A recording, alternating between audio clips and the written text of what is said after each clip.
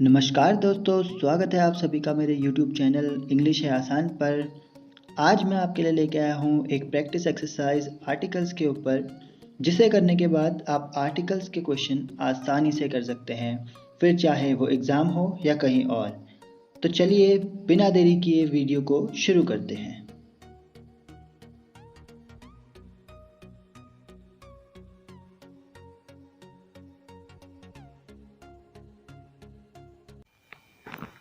तो देखिए, जैसे पहला सेंटेंस है कि it is written in Gita that God incarnate himself in times of trouble.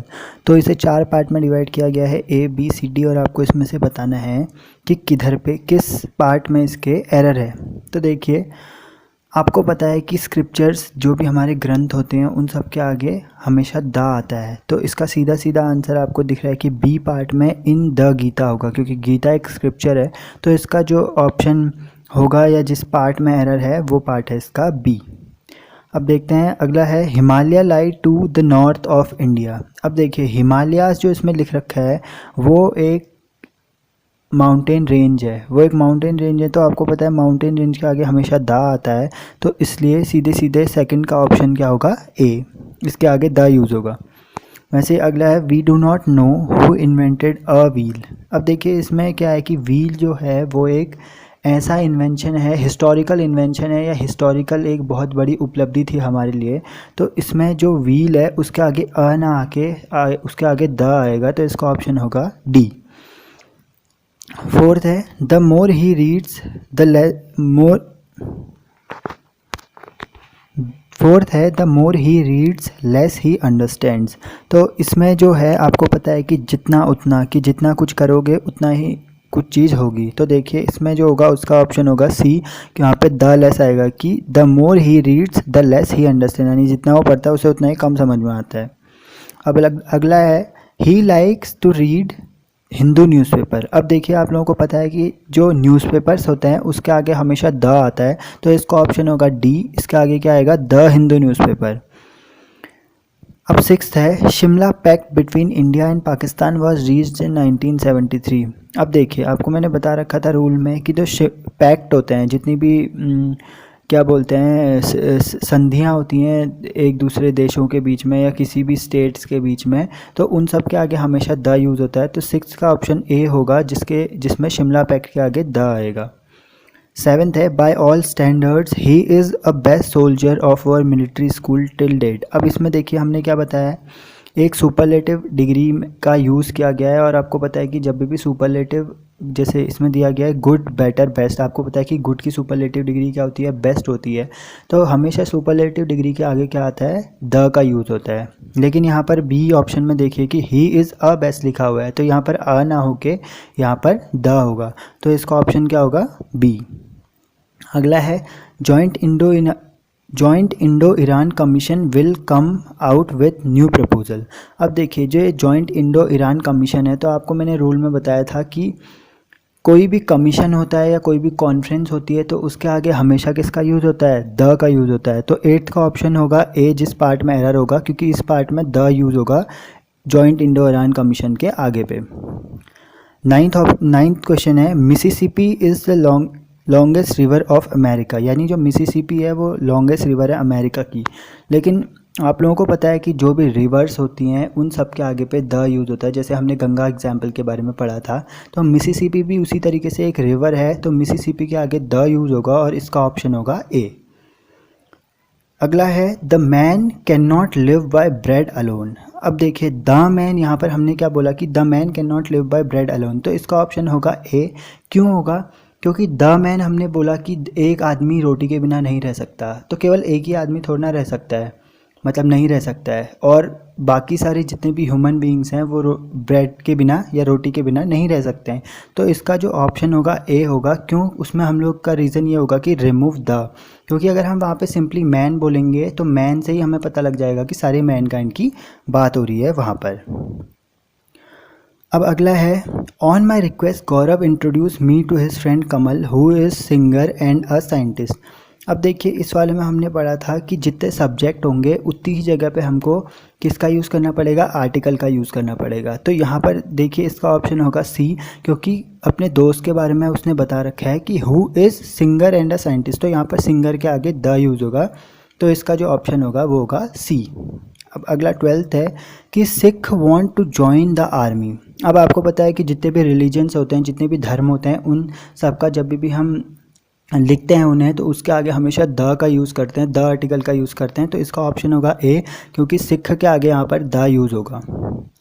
अगला है USA is the super power of the world. अब देखिए सिंपल है, इसमें क्या होगा कि जो यूएसए है उसके आगे द यूज़ होगा और इसका ऑप्शन जो होगा वो होगा ए, यानी इस पार्ट में एरर होगा। क्यों? क्योंकि जितनी भी हमारी डेवलप्ड कंट्रीज़ हैं उनके आगे हमेशा हम लोग क्या यूज़ करते हैं, द का यूज़ करते हैं। तो इसके आगे आर्टिकल आएगा द और इसका ऑप्शन होगा ए। अब अगला है 14th, she forget to bring umbrella which she had bought from market. देखिए इस सेंटेंस में मैंने आपको, जब मैंने पहली वीडियो बताई थी आपको, तो उसमें मैंने बताया था कि द का यूज़ क्या होता है, एम्फेसाइज करने के लिए, स्पेसिफाई करने के लिए यूज़ होता है द का। तो यहाँ पर उसने बोला है कि वो अम्ब्रेला जो उस लड़की ने मार्केट से ख़रीदी थी वो उसको लाना भूल गई है। तो अब वो अम्ब्रेला हमने बोला जो कि मार्केट से ख़रीदी थी, तो हमने यहाँ पर स्पेसिफाई कर दिया। तो इस क्वेश्चन का जो ऑप्शन होगा जिसमें एरर है वो होगा यहाँ पर सी। क्यों? क्योंकि she forget to bring the umbrella होगा यहाँ पर, क्योंकि हमने उस चीज़ को स्पेसिफाई कर दिया। तो इसका ऑप्शन होगा सी। अगला है the manager and secretary of this college were both displeased with the result. अब देखिए एक ही आदमी मैनेजर और एक ही आदमी सेक्रेटरी दोनों एक टाइम पे नहीं हो सकता है। मैनेजर अलग होगा और सेक्रेटरी अलग होगा किसी भी इंस्टीट्यूशन का। तो इस वाले सेंटेंस 15th वाले सेंटेंस में आपका ऑप्शन होगा बी, जहाँ पर जिस पार्ट में एरर होगा, क्योंकि यहाँ पर एंड द सेक्रेटरी यूज़ होगा, क्योंकि दोनों अलग अलग लोग हैं। तो जितने सब्जेक्ट होंगे उतनी बार हमको आर्टिकल का यूज़ करना पड़ेगा। अब अगला 16th क्वेश्चन है कि Belgrade conference was held last year. अब देखिए मैंने आपको क्या बताया था कि जितनी भी कॉन्फ्रेंसेज होती है उन सब के आगे द यूज़ होता है। तो सिंपल से रूल लगाते हुए यहाँ पर आप बिना किसी संदेह के आप यहाँ पर ए ऑप्शन पे टिक कर सकते हैं कि क्योंकि यहाँ पर द बेलग्रेड कॉन्फ्रेंस यूज़ होगा। अगला है this candidate lakhs an experience otherwise he is well qualified. अब देखिए इस सेंटेंस में क्या है कि अब जब हम किसी आदमी के एक्सपीरियंस के बारे में बात करते हैं तो उस इंसान का एक्सपीरियंस लिमिटेड थोड़ा ना होगा, क्योंकि एक्सपीरियंस एक ऐसी चीज़ है जो कि अनलिमिटेड है, जो अनकाउंटेबल है। तो यहाँ पर जो होगा एन का यूज़ ना करते हुए हम लोग सीधा एक्सपीरियंस लिखेंगे कि दिस कैंडिडेट लैक्स एक्सपीरियंस। तो इसका ऑप्शन होगा बी। अब क्वेश्चन नंबर 18 है कि these days only rich can afford the hospitality of costly nursing homes and hospitals. अब देखिए हम इसमें एक पूरी कम्युनिटी, मैंने आपको एक रूल बताया था कि जब हम किसी भी एडजेक्टिव के आगे द का यूज़ करते हैं तो वो पूरी कम्युनिटी या पूरे ग्रुप को रिप्रेजेंट करता है।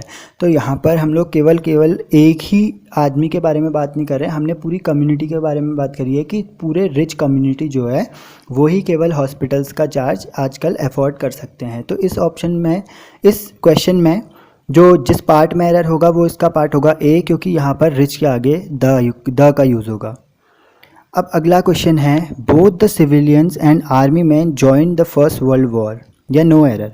अब देखिए सिंपल सा ये भी क्वेश्चन पुराने वाले क्वेश्चन की तरह है कि जितने भी नंबर ऑफ़ आर्टिकल्स होंगे उतनी बार हमें आर्टिकल का यूज़ करना पड़ेगा, कि जितने नंबर ऑफ़ सब्जेक्ट होंगे उतनी बार आर्टिकल्स का यूज़ होगा। तो सिंपल सा होगा कि इसका ऑप्शन होगा बी, क्योंकि आर्मी मैन के आगे भी द यूज़ होगा, क्योंकि यहाँ पर दो सब्जेक्ट हैं तो दोनों बार आर्टिकल्स का यूज़ होगा।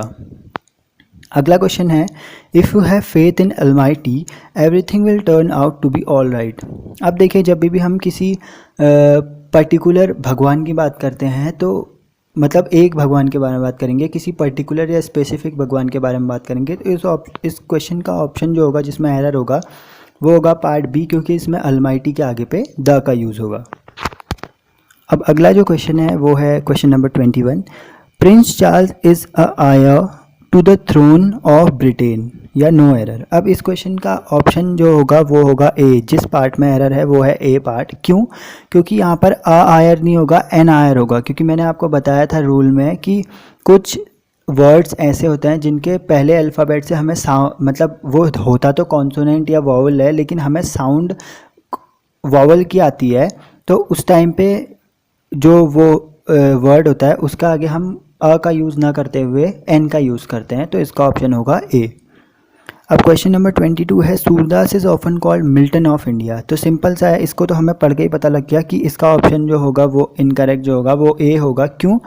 क्योंकि मिल्टन ऑफ इंडिया जब हमने बोला तो एक स्पेसिफिक हमने किसी पर्सन के बारे में बात करी कि सूरदास को मिल्टन ऑफ इंडिया कहा जाता है, तो मिल्टन ऑफ इंडिया के आगे यहाँ पर द का यूज़ होगा क्योंकि वो एक स्पेसिफिक चीज़ है। अगला है, the English defeated French in the battle of Waterloo या नो एरर। अब देखिए यहाँ पर क्या है कि द इंग्लिश डिफीटेड फ्रेंच, यहाँ पर फ्रेंच जो हमने ऑप्शन बी है उसमें फ्रेंच कोई भाषा नहीं है, मतलब हम किसी लैंग्वेज के बारे में बात नहीं कर रहे हैं। फ्रेंच जो है हम वहाँ की पॉपुलेशन या वहाँ के लोगों के बारे में बात कर रहे हैं कि इंग्लिश ने फ्रेंच लोगों को डिफीट किया। तो यहाँ पर जो फ्रेंच होगा इसका ऑप्शन होगा बी, और फ्रेंच जो है उसके आगे द का यूज़ होगा। अगला है 24th, an old man in the crowd warn Julius Caesar from the danger of death on a certain day. अब देखिए यहाँ पर जब हमने ऑन सर्टेन डे, जब हमने यहाँ पर सर्टेन डे की बात करी तो एक पर्टिकुलर दिन की बात होगी, और मैंने आपको क्या बताया था कि यहाँ पर अ का यूज़ होगा। क्यों? क्योंकि अ का यूज़ क्या होता है, काउंटेबल चीज़ों के लिए होता है, जो सिंगुलर होती हैं उन चीज़ों के लिए यूज़ होता है। तो यहाँ पर ऑप्शन, इसका जो ऑप्शन होगा वो होगा डी, क्योंकि ऑन अ सर्टेन डे यहाँ पर अ का यूज़ होगा। अगला लास्ट है 25, Raza talk to Madhu by a telephone yesterday but she was not in her house. अब यहाँ पर जो बात की गई है इसका ऑप्शन जो होगा ऑप्शन बी होगा। क्यों? क्योंकि बाय अ टेलीफोन नहीं होगा, बाय द टेलीफोन होगा, क्योंकि एक स्पेसिफिक टेलीफोन से उसने बात करी होगी उस पर्सन से। तो ये थी प्रैक्टिस सेट, जिससे आपको आर्टिकल्स के रूल समझ आ गए होंगे, और होप करता हूँ कि आप लोगों को जो भी मैंने बताया वो उसका कुछ ना कुछ पार्ट पक्का समझ में आया होगा। और बाकी आप इनके क्वेश्चन जो हैं वो किसी भी बुक से, जैसे लूसेंट है या कोई और बुक है अगर आपके पास, तो उनसे इस स्पॉटिंग एरर आर्टिकल्स के या कोई और क्वेश्चन है उन्हें उठाइए और उनसे प्रैक्टिस कीजिए उनकी, और आप वो क्वेश्चंस आराम से हल कर पाएंगे अगर आप ये सारे रूल्स पढ़ते हैं। तो इसी के साथ इस वीडियो को एंड करते हैं। Thank you for watching. Please like, share and subscribe. बाकी अगर आपकी कोई क्वेरीज़ हैं या आप कुछ मैसेज देना चाहते हैं तो आप कमेंट बॉक्स में कमेंट कर सकते हैं।